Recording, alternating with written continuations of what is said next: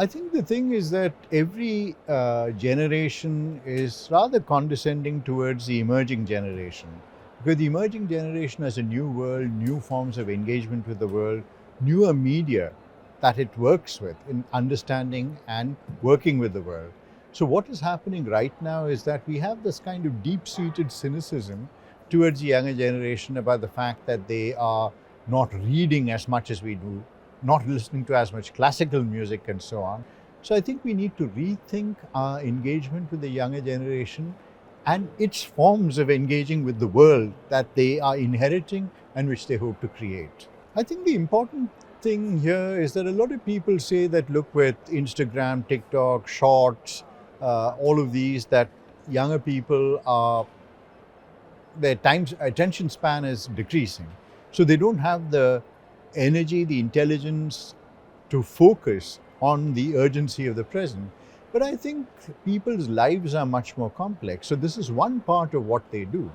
But the other part of what the younger generation is doing is also producing newer forms of information, engaging with newer ways of creating a politics in the world. And we see this all around us, in whether it is to do with a direct political engagement or whether it's to engage with or engagement with the environment and so on, that alongside sections of people whose attention time spans may indeed be short, you have others who are deeply committed to the paradigm of the present, which is that of the urgency of climate change. So I think one of the things that people tend to take for granted is the fact that nature is a self-correcting mechanism.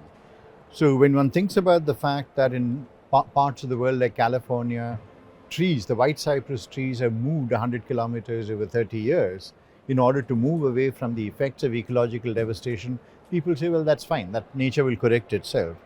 The idea comes to us from James Lovelock and his idea of Gaia, of the earth as a self-correcting mechanism.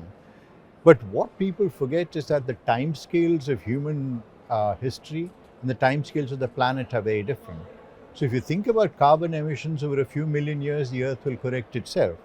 But what we have to think about are the short time spans within which we live, within which we are devastating the world, not only for humans, but for the other living creatures alongside us.